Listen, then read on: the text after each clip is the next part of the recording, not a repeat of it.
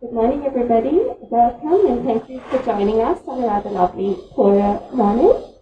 I am just so happy to welcome and introduce today's speaker, Anura Ratnavibhushana. So you have been through the exhibition.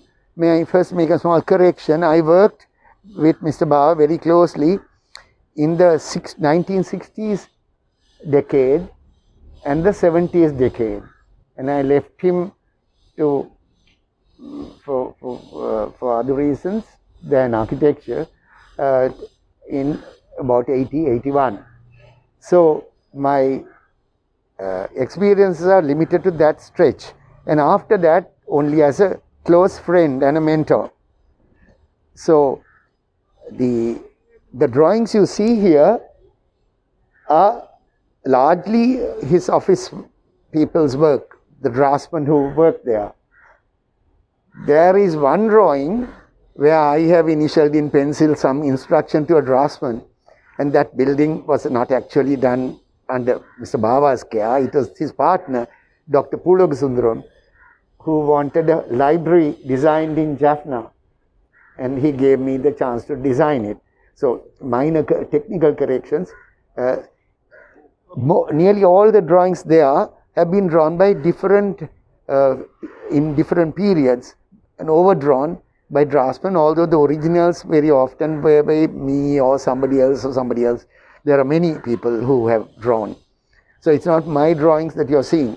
And the pavilion, Jaffna, the Expo 70 pavilion, you see a kind of partial mock-up of it, but there is a lot of depth to that and fun, which I have presented in a book I wrote about 14 years ago, in which there are pictures. And this is a tea box that the Japanese reproduced in Japan. And today graphics is so advanced, but this is all manually done. And floors and all, it was the box that was sold. And Mr. Bawa completely supported what we did. And this inspiration for this thing came from our Scandinavian training, because we just returned after doing our postgrad qualification in Copenhagen, and arrived in 70 to join him, myself and Ismat Rahim, Feroz Choksi, and a few others. And it was a great fun era to work with Mr. Bawa, because he gave us the opportunities to exploit whatever fun thoughts we had on architecture. And this pavilion, we were full of white from Scandinavian, from Denmark and that region.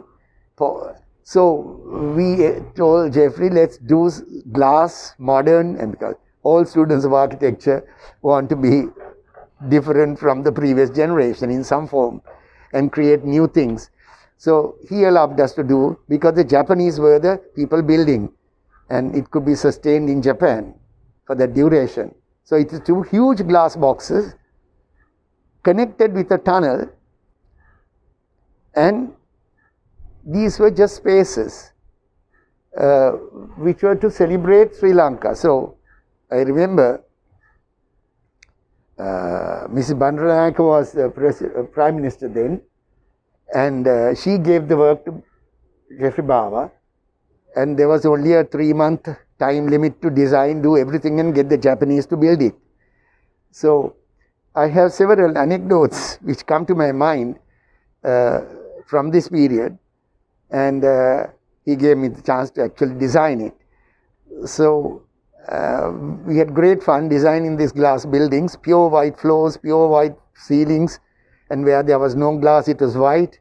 And now what do you put inside? So I suggested, Geoffrey, let's have the moods of Vesak in Sri Lanka, the moods of tranquility and that serene simplicity running through. How do you create a mood so tangible. So he was fully supportive. He said, why not? And we decided to make this lovely pure white and glassy interior come alive with cube octahedrons, the typical simple Vesak lamp, no tassels, no frills, geometrically made in 3 sizes. You see, they have been reproduced very, very well. Incidentally, who did that? Really? And so now what do you put inside? So in conversations, he said, why not have a temple mural on a wall, huge temple mural blown up. And Sri Lanka has many simple temples where their wall murals are hand painted, the story of the Buddha's life. And there's one particularly lovely one, Katalua temple. And when you, if those of you who are interested could, Sundarika, what's the word? Google. You go on your machine and Google Katalua temple murals, and you get the stunning photographs reproduced in that to know what I'm talking about. It was 40 feet long by about 13 feet or 12 feet high. So the panels were enlarged. Now to photograph this, we used the best photographer in Sri Lanka at the time, dear friend, Mr. Nihal Fernando of Studio Times. So Nihal, then Manjusri, who is an expert in the Buddhist art of Sri Lanka, artist, he, myself, we went down, photographed it. It's very difficult to photograph because the distance is very short. Anyway, and Mr. Bawa took the slides, the diapositives, in 1960, to Japan. And Geoffrey, I call him Geoffrey because he insisted on younger folk calling him Geoffrey, so I may use it again and again. Geoffrey gigglingly told me one day over a coffee, you know, the Japanese, they said something shocking. I said, what is it, Geoffrey? In one morning at the hotel, he found there was a knock on the door and 3 Japanese, fully suited Japanese, bowing to him, repeatedly saying, Mr. Bawa, can't you saw something? The slides, they were holding the box. So Geoffrey said, what is wrong? He said, they are out of focus. Geoffrey had answered, what nonsense, everything in Ceylon is out of focus. So just get on with it. So, and actually that blow up is superb. And Japanese sent a photographer and did the thing again, and it turned out to be no different from what Nihal did. So, and it eventually ended up in Mr. Gamanaka's house because the tourist board had stacked it when it returned in some storage place. So that is the mural, and gave a lot of color in this white background. Then the other thing was gems. We are well known for gems and jewels. So Mr. Bawa went to the Makan Makas with me tagging along, and this old gentleman pulled out a very dirty cloth pouch, inside which there's even a dirtier cloth pouch, and inside we took out, like an egg, a huge blue sapphire. And this was to be exhibited. It was insured and sent there as a prime exhibit in the middle. Then what else to put? So you had to fill up this space. So he said, why not ancient statues, Buddha statues and Hindu statues.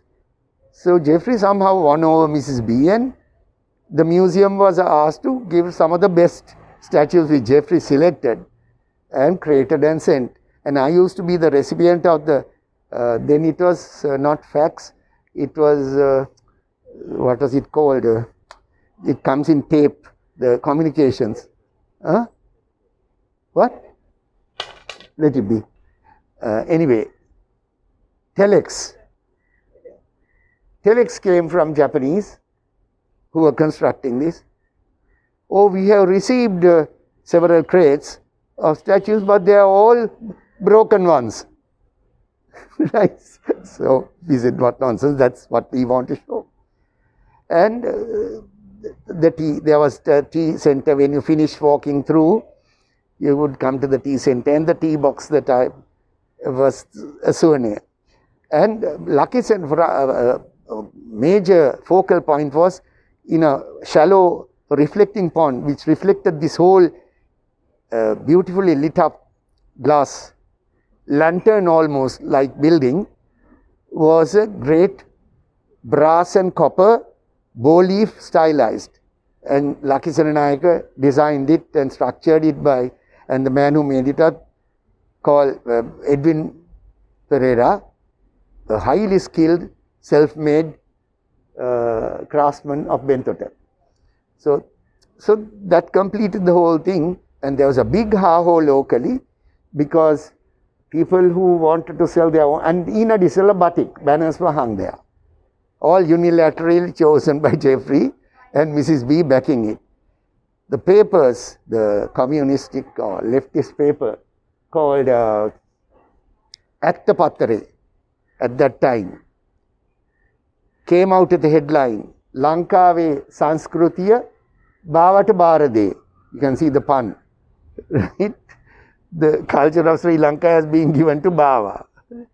Bawa is a Muslim name. So he didn't care, and it was done. So that is the story behind that building. Now, I think I should let you ask any questions and continue as it builds up, because I didn't come for a formal, I can't sustain and guarantee having a formal lecture because of health reasons. So I'm now feeling fit enough. So please feel free to ask anything, and his legacy that we understood at the time we worked.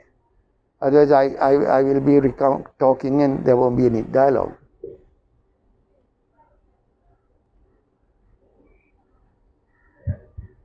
Anura, could you tell us a little bit about the State Mortgage Bank? That was another project that you worked on. Yes. State Mortgage Bank, which is now called the Mahavali building in Dali Road. The shape of the building was entirely the result of Mr. Geoffrey Bawa trying to get for the client the maximum square footage on each floor and going the fewest number of floors. Because at that time, it was very expensive to go very high anyway. So it was limited to 11 plus a mezzanine, 12 stories. And the shape on plan is very unusual. Geoffrey took roughly he was inspired and governed by the shape of the land, which was irregular. And he did, many people are over here talking, saying that Mr. Bawa couldn't draw. It's both yes and no, absolutely no. Because he would communicate an idea to his draftsman or his young architect through cross-section and multiple plans if the plans were different. And he'll zoom a window line, a cross-section of the window, the fenestration, so that what he expects the building to become is ensured through his detailing. So he did a detailed cross-section of the window at a very large scale, freehand, and a major section and the plan. And he told me, Anura, can you develop this? His usual phrase was, see if it works. Right? So we had just come from overseas training, and I did the detailing and added little things and how to paint the vast open. The topmost floor had the mezzanine, setback mezzanine, and it looked double height, 2 12-foot heights. And that vast space, which was open to the atmosphere indirectly, you could see the soffit of the ceiling. And we painted it brilliant orange stripes. And now, later on, the Mahavali engineers started encroaching on it, and it's only now partially a double height. So, and Gamni Disanayaka, the minister, great patron of the arts and architecture. He's the one, he completely backed us up on what we wanted to do. And the color of the building, it belonged to State Mortgage Bank, and initially the client also had a big say. I asked him, what color shall you put? He said, put black. So we talked about black. They said, no way. Black is not a auspicious good color. So then Geoffrey and I conspired. We'll say it's elephant grey. So it became elephant grey, and they had to accept it. And now it has gone through many other changes since.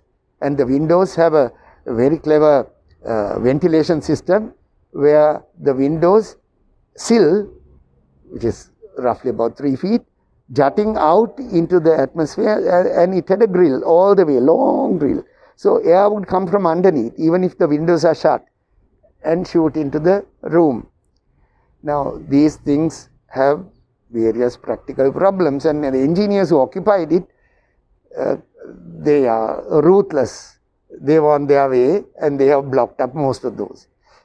And an interesting aside to this is, in Singapore, I forget, Voha, architectural firm, I'm subject to correction, had done a tower called Moon number 1. One monument.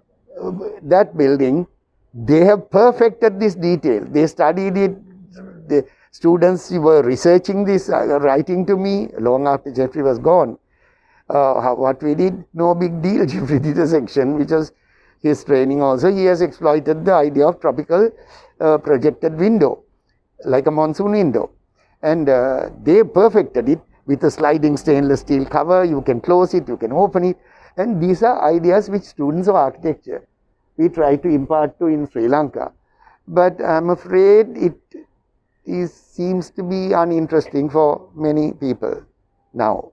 Because every building, they put air conditioners. And it is absolutely wrong. And if we want to learn from Bawa, we must learn ventilation. And for COVID also, it's extremely incorrect to have air-conditioned air circulating, even if you're adding fresh air, unless it's like an operating theatre where the change is constant. So, and you can see, now we are talking, you see, this has implications today. Electricity costs, energy costs, and the various governments are ignoring this, and we are saying we have to build more power stations. If we cut down the amount of air conditioning by naturally ventilating it and allowing air conditioning only in essential spaces, and there are spaces like that in buildings, or tax very heavily if you start air conditioning all the rooms. And old-fashioned rules, 1/7 floor area had to be naturally ventilated, and permanently so, except in the night. Now, these are ignored in schools of art. I have been teaching in many of the schools of architecture. We are ignoring this, or we are teaching it in a particular subject area, but never implementing it in design work. So, it's time to return to simplicity, and Geoffrey Bawa has shown time and time again, he didn't lecture people on these things, we picked it up. He was a man of great simplicity, and he would let things be the simplest answer that you can give. So, I think we have to revive this again actively with those who can influence governments, UDAs and so on. Otherwise, how much can you do this? Every building has these boxes of split units, air conditioning them, and we are circulating the same air. Actually, old people, and in particular I find this, I can't be in a supermarket for more than 15-20 minutes without feeling dizzy, because the fresh air change is not enough.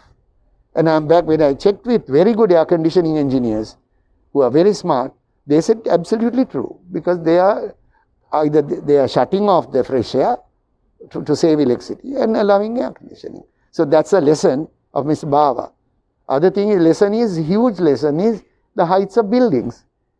Heights of buildings. He said the example in Bentota Beach of not going higher than the height of a coconut tree, which is roughly about 60 feet. And he limited it in Bentota Beach as an example. But, and that unwritten rule lasted for a very long time and people followed it. Now you can see the south coast, southwest coast and the south coast is beginning to mushroom into 20-story buildings which are right on the beach, virtually on the beach.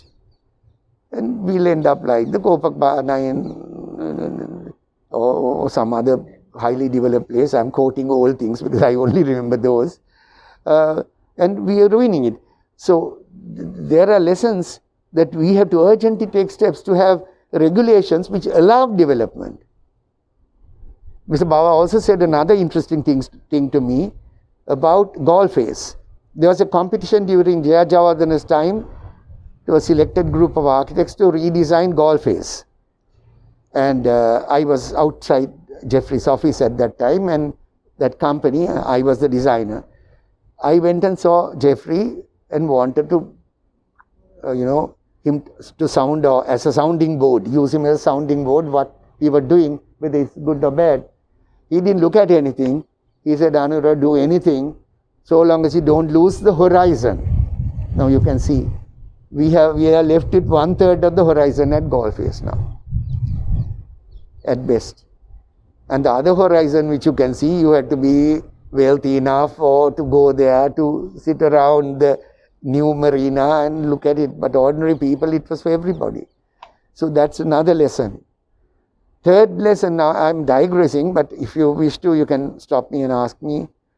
Geoffrey's attitude at Lunuganga. I perceive something very, very important there.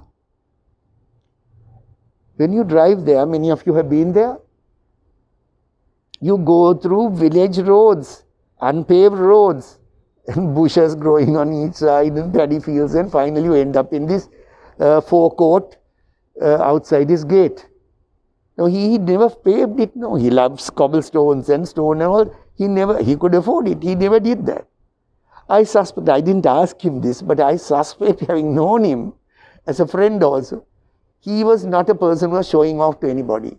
He did exactly what he felt was appropriate, because it would have been an affront to the villagers if he went and put a huge boundary wall, and many of the people who are from overseas who buy properties now enclose themselves in enclaves, high walls, imposing gates and so on. None of that.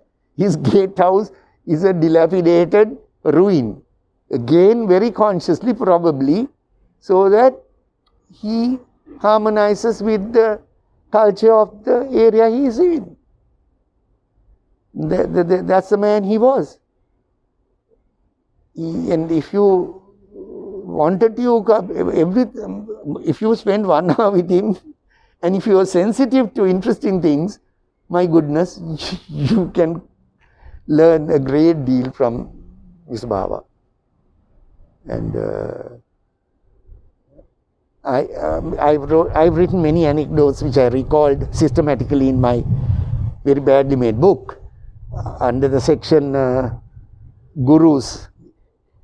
But it depends on your own interest. We have a varied crowd, I think, of architects as well as non-architects and interested people. So please, I'll let you ask anything you wish.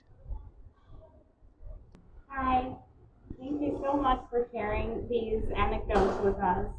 You were not in the events that we've been having here with other of your colleagues who work with Bawa.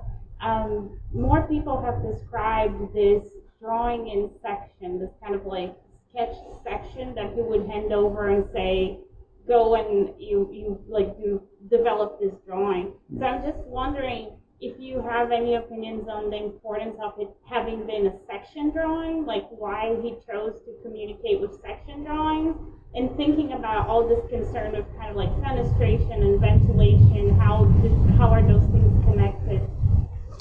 Yes. From the time I've done a lot of course, I'm talking of an era when the scale was very small in Sri Lanka. It was fun to work on those. Today, it's gigantic. So, any drawing of any building he did that I had to draft for him, he would definitely give me a cross section or two depending on the need to describe the change of, because there's a consequence. Section to trained architects yields what you're going to reap as a building eventually, and the detailing of it.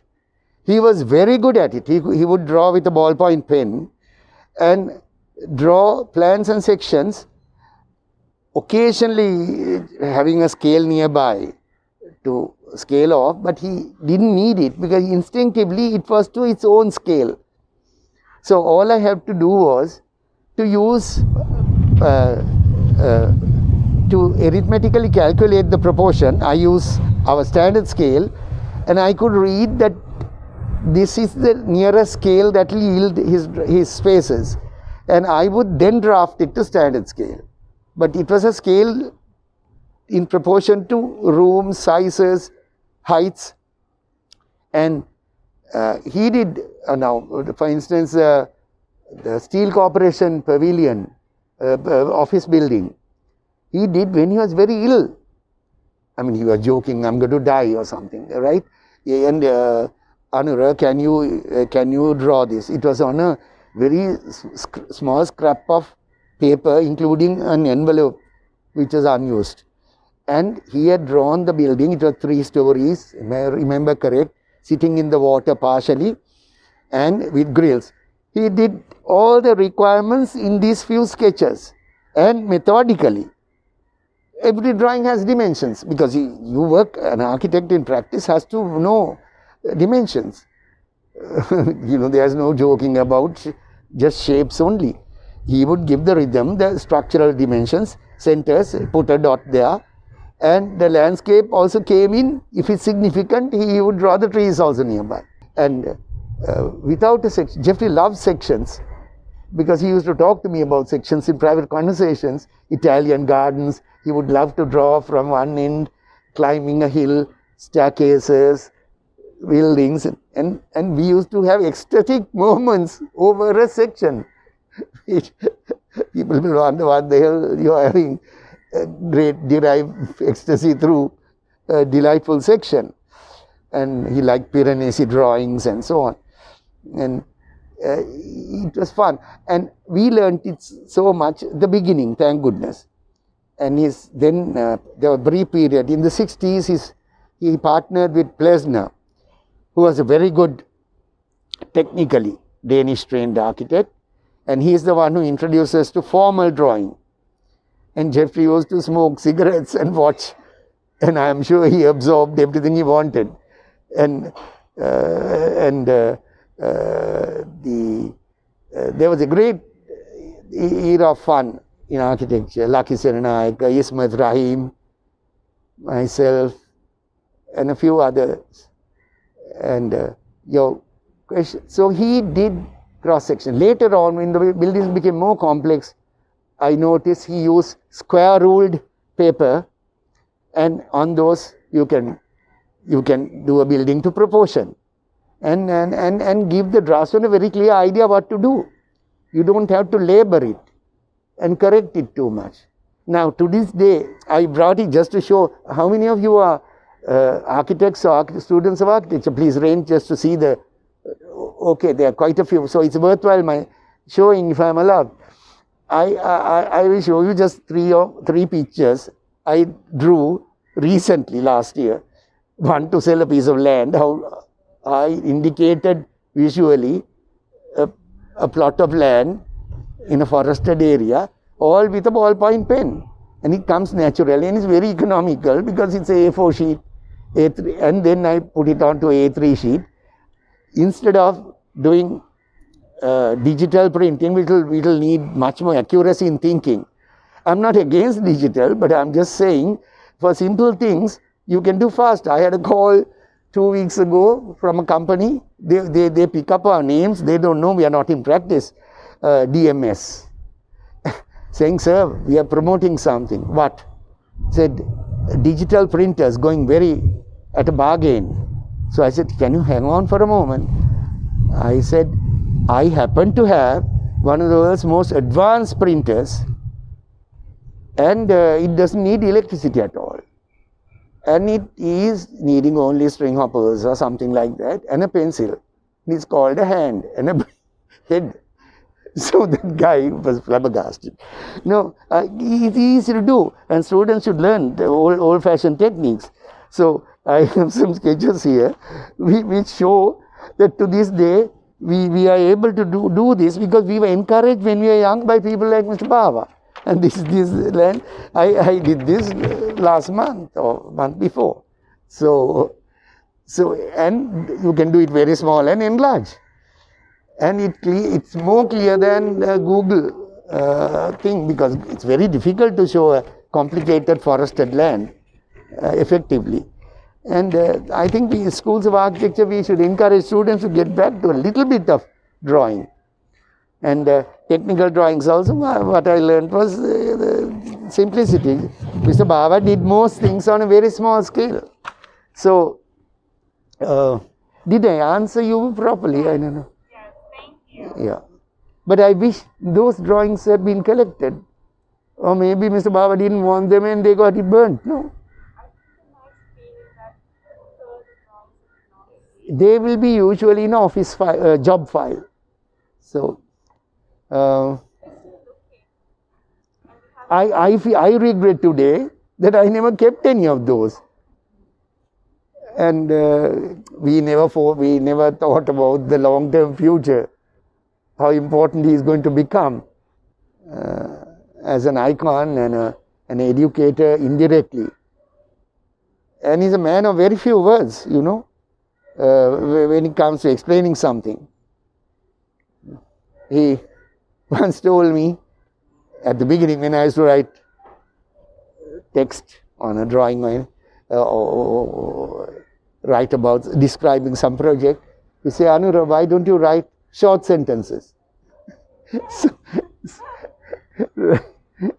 And now when I see the program handouts given to students, I'm sure there are some teachers here also, it's so so complicated, it's gobbledygook. By the time you finish reading the project assignment, I don't know what to do myself anymore. So it's very important that we become simple. And I gave them a program which Geoffrey had set for two different, same year, for two successive years. Very straightforward, 2 sheets of paper, exactly what you are supposed to do. He doesn't tell you too many things like what scale to draw. He tells you the target, what you have to achieve. And it's beautiful. And I don't know, we need more, people should learn from what he left behind. And it's very difficult to convey that in schools of architecture, because their students are besotted with the avalanche, the tsunami of exciting information coming from the internet, magazines, and they want buildings to look like this and look like that, and, you know, and engineers are willing to do this, you know, and we are talking ecology and what is this, sustainability, or utter nonsense when you question it. And Sri Lanka has the potential. Anu, I was talking to you about this, our scenic beauty. No, they are people who travel a lot in the country. She just told me that when I said there are tanks, mostly man-made tanks built over, starting from about 2.25 centuries ago, all the way through in the dry zone for paddy cultivation. Water was conserved by the kings, and it was a collective effort. There are, if you take a contour map of Sri Lanka, 1 to 50,000 or 1 inch contour maps, they are fascinating visually. You get all the tanks marked, the British period maps which we have inherited, have these tanks. There are about 30,000 apparently, over 30,000, no? There you are, of tanks. And out of that, on the mortar map itself, there are at least 100 major tanks. Huge. Giant's tank, Parakram Samudra. And when the new government came in and ushered in this even more liberal economy, I thought, my God, horrors. Judging from the south coast, which is now ruined with tall buildings, We have to do something about this. So, I sat and last year when COVID-1 started, we had time. I thought about this and my own thoughts. I put down, how do you set regulations which encourage people to build? Because you can't say, no, don't build. That's not on with politicians anywhere in the world. So how can we cunningly or cleverly get them to develop, but set the rules at the beginning, before they buy the land? So I wrote 4 or 5 sheets of paper, A4, again, briefly, learning from Geoffrey's brevity, saying the object of this exercise is to encourage building near sacred landscapes, which are so beautiful and tranquil now. You don't get anything intruding, except maybe a now communication tower, which I think is a temporary phenomenon. You can demolish it if you don't want. But buildings, how do we stop it? So, based on dry zone tree heights, which only very few books give, I did several sections. Again, Geoffrey Bawa is the one who really showed that it's effective to do sections. I did 4 or 5 sections through the long landscape, up through the water body and buffer zones, giving numbers to this. I gave numbers because that's how I became trained. 150 feet, so many feet, based on some logic, and came to maximum 3 stories. But being architects, we all love to do double heights and have fun. I used 12 feet floor to floor ceiling height and a plinth, so that there's no flooding, of 2.5 or 3 feet, plus 12, 12, 12. If it's a flat roof, how you must stop it? Based on the tree height, I took naturally tallest trees and took out 3 meters away, because it may not reach that. So, and did 3, 4 diagrams and these A4 sheets and circulated it to my former students who are now top people at the UDA, to Institute of Architects, to the country's president, to various people, and to the Ministry of Environment. It's 1.5 years, I haven't had a single reply from anybody. I even said, I may be wrong, get together a group of experts now, troubleshoot this, correct it if you like, but don't just for the sake of correcting, just say something. Give an argument, get engineers involved. Nothing. Now it will happen. Now you watch and see, people will start buying these lands. And after buying, it's not correct to stop them going high. And just imagine, and if you could now today, younger people can communicate by cut and paste cities. I think somebody should give this exercise to students in the School of Architecture. Try and spoil Parakrama Samudra. Give a assignment. Let's see what happens. Urangalisa, the Dagabas are reflected, 3 Dagabas are reflected in that wherever they are, Tisa wherever. Try and build multi-story and see what happens. So illustrate in a way the public and get it in the newspapers, get it in the media. I can't do that kind of thing very well. I think it will be effective. Let's make a try. That's my plea. It's a legacy of Mr. Bawa is to see whether what he practiced quietly, in his case, to make this island a wonderful place. Because that book called, the compilation by Ian Gunathilaka, Sri Lanka, Ceylon through American Eyes, is a fascinating and embarrassing book to read, because everyone is praising this place for its various types of beauty, both physical and spiritual. And tourist board should reprint that book and circulate it free of charge. Because it's the foreigners who are saying this. And if you take Parker or any of the authors, and Ismat Rahim, I think, is going to conduct another session one day. He is an encyclopedia of this colonial period writers' work. He can name some of the authors who have praised us beyond. I mean, it's embarrassing today to watch this, because the very things they are talking about, we are destroying in the name of pecuniary gain. I think we must re-educate everybody. So, I'm sorry I got carried away, but I think it's connected to Mr. Bawa's silent legacy. Does anyone have any other questions? I just want to ask you mentioned professional. But yeah, Yeah, yes, If you'd like to open the mic. you had a lot of training in Denmark as well. yes, Ismat, we were together in the same School of Architecture, the Fine Arts School, and we completed at the same time. Was it the architectural finance or? Yes, postgraduate architectural training. At that time, I think you could start off in architecture in Sri Lanka, but you have to go abroad. You have to go abroad after 3 years. There was no other course. So many went to England, many went to Australia. We selected Denmark despite not having a assured job due to the training we are getting, Danish qualification. But again, I think it's pertinent to tell you a personal story. I went to, we were first in line for the Commonwealth scholarships.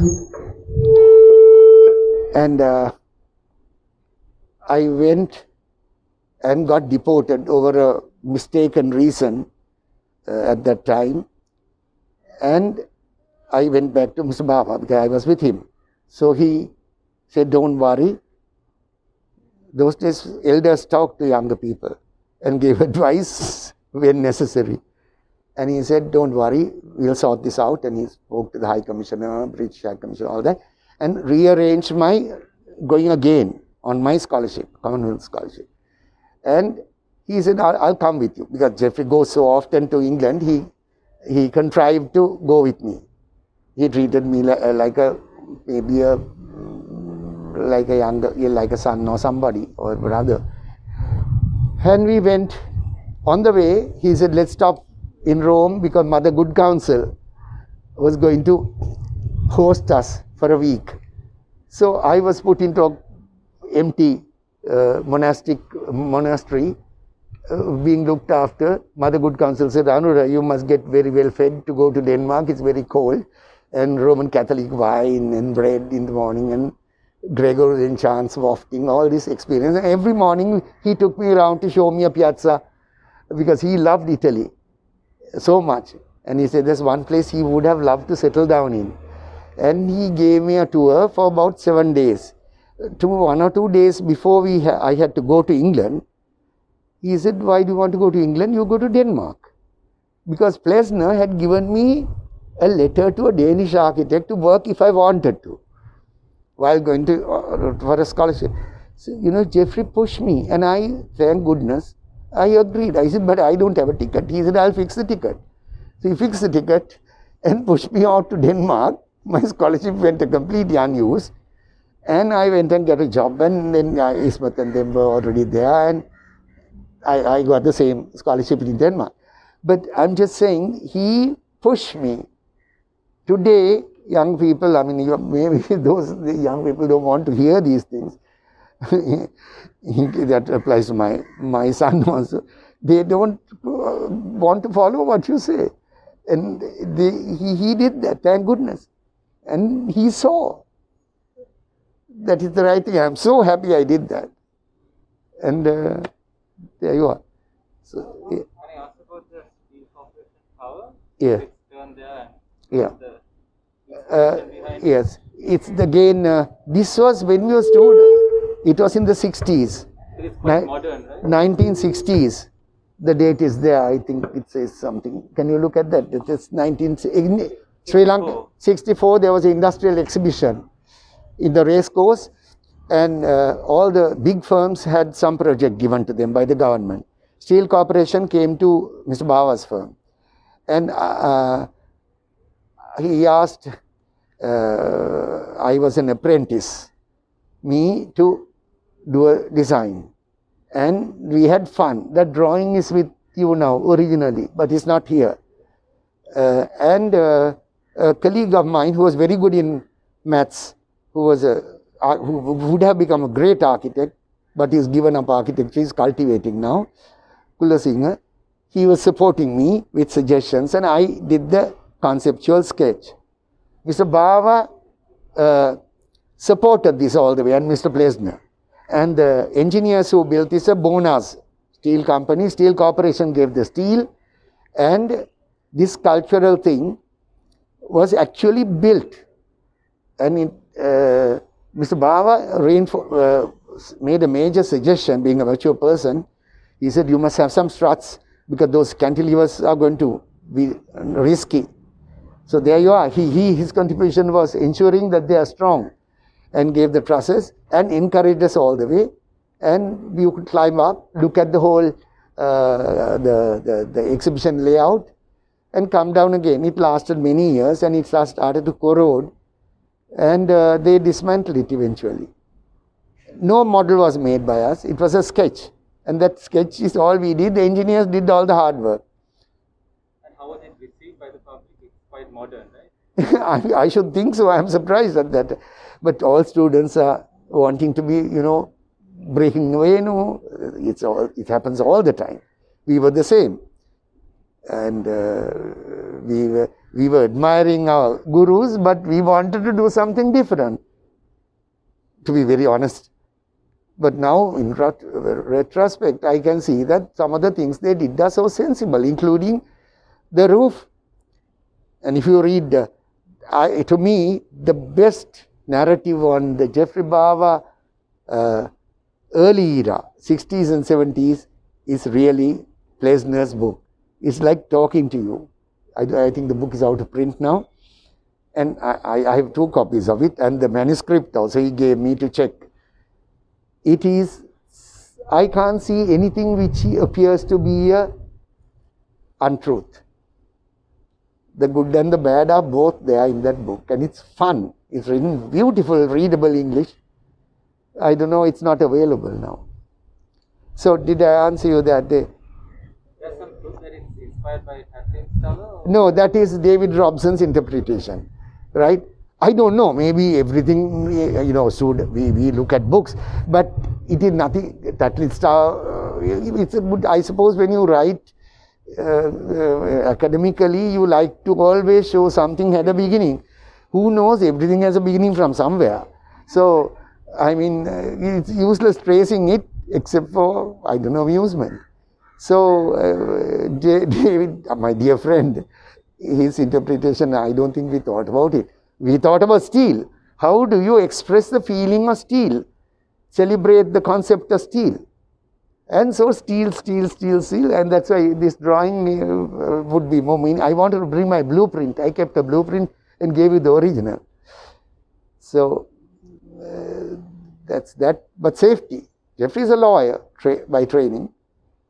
Quietly to colleagues, he would mention things that are important, that you have to look after. It's not just visual. Everything had a dimension, and he would talk in terms of dimensions.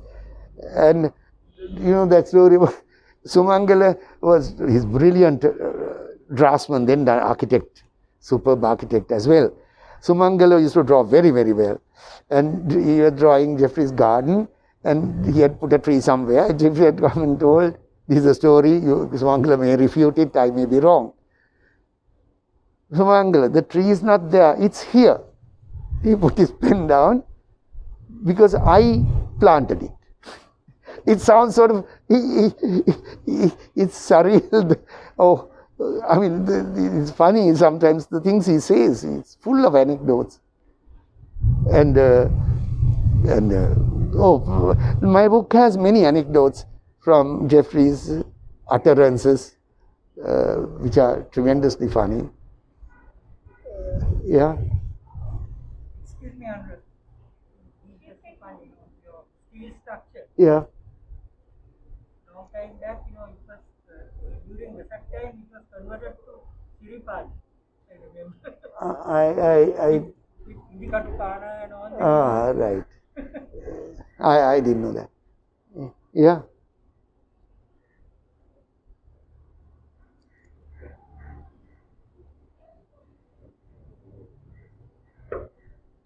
Hi. Yeah, sorry. Just relating to the Kandalama section here, there was an interesting line. I'm not sure if I misread it, but Bawa said that the project will only be a success if it goes to ruins and leopards roam the corridors. Is there some? I mean, did I get that right? And what was his philosophy behind that? And you must ask that from the Channa Daswata and the crowd to know it directly, because I was far removed from that era. But I can tell you an anecdote which is indirectly connected with this. Socially we knew him, and he used to come periodically to dinner. I live in Model Farm Road, and my boundary, I share a boundary with the Castle Hospital. 30 odd years ago, there was no boundary wall. There was a barbed wire fence between me and Castle Hospital, and wild plants, creepers had grown over the fence. And there was a signboard, neon sign, planted in the government property saying, by 2000, shelter for all. That was lit up in the night. You could see this through the bushes. Geoffrey came out after dinner, pointed his stick at the fence, and out of the blue remarked, Anura, don't you think that those lights look beautiful through the bushes? Now, I said, yes, of course.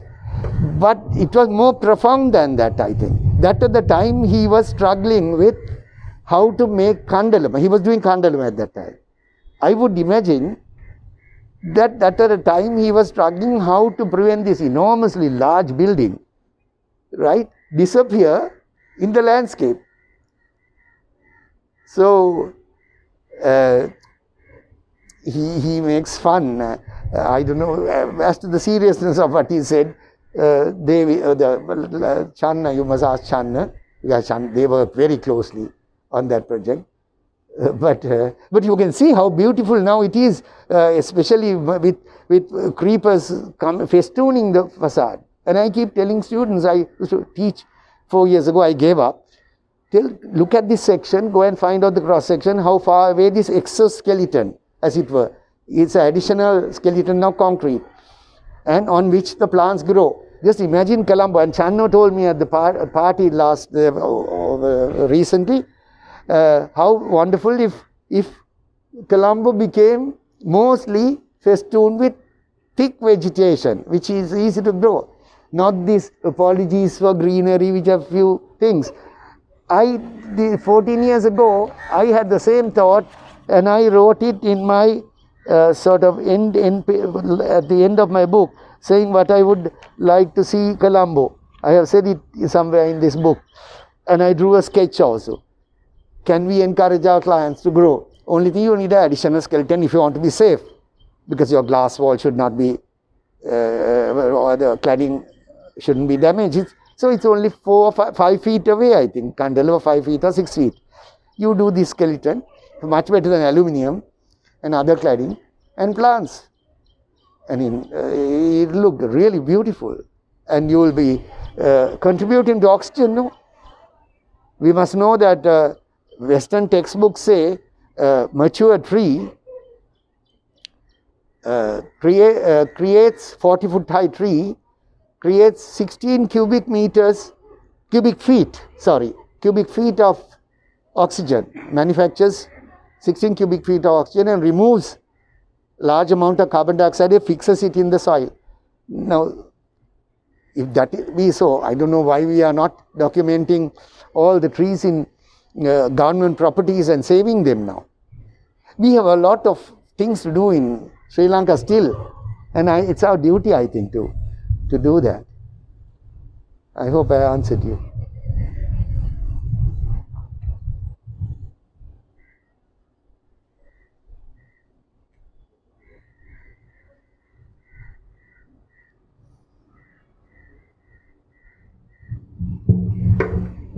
Do we have any last questions?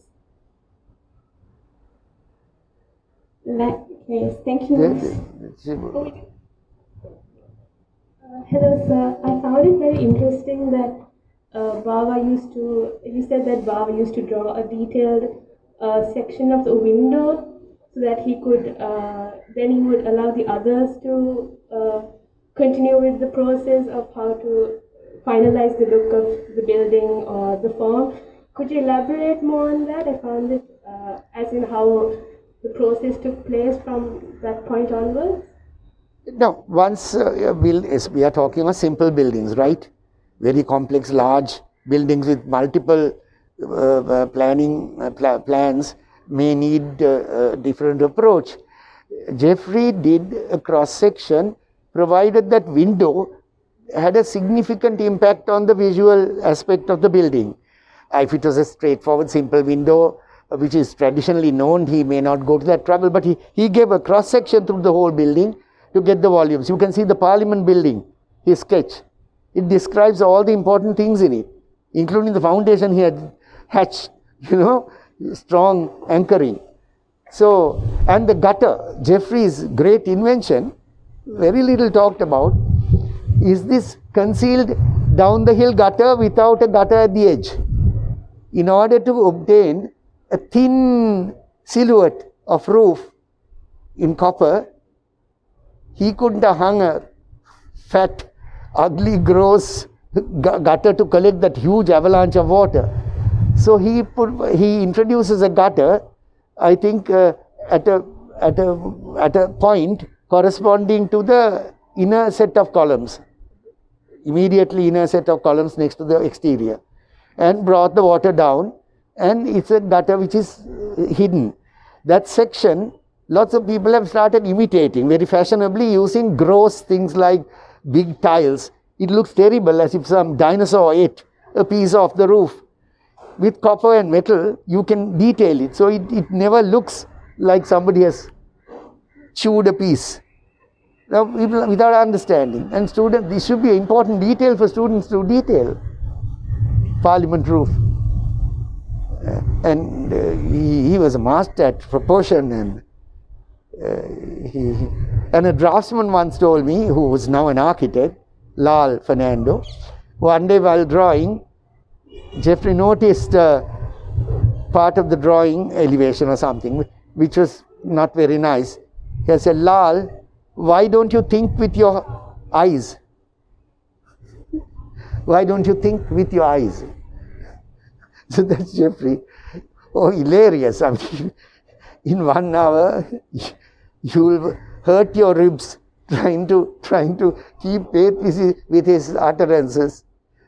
And I never forget those. There are plenty of them quoted in my book, and Ulrich Fluke also.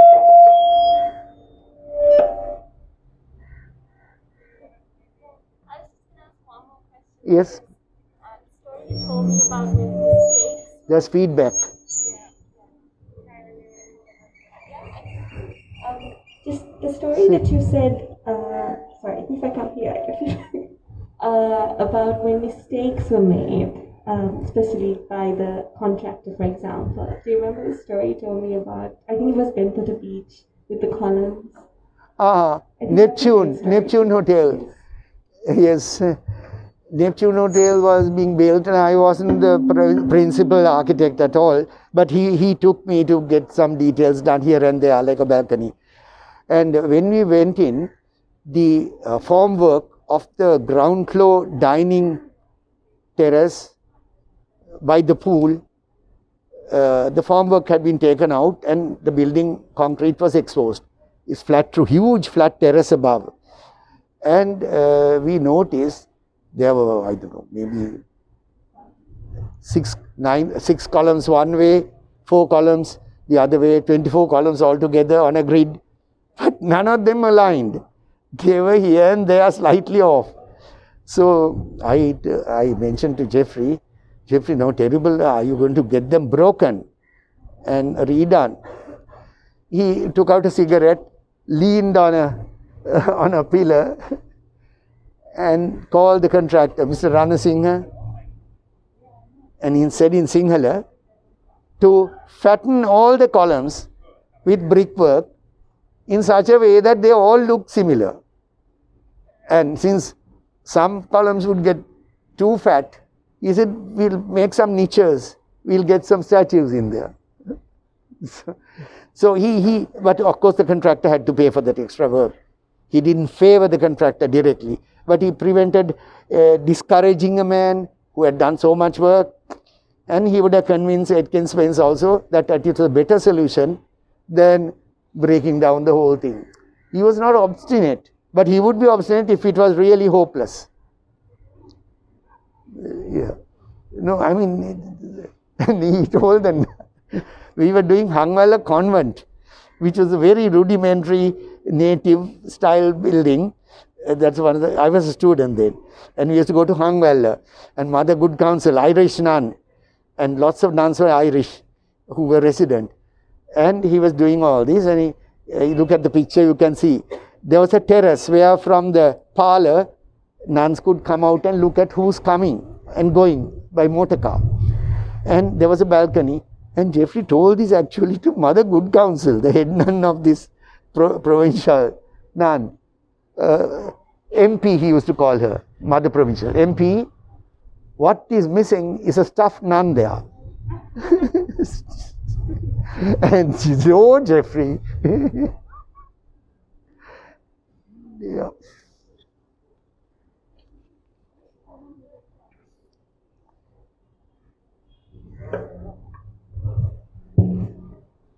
I think I'm sure we could all stay for longer, but I know we're on a schedule. Thank you so much. This is just so interesting and so wonderful to hear. It's such a luxury actually to be able to hear from somebody who made some of this work that we've seen. So thank you again. Great pleasure. Thanks. And thank you everyone for joining us.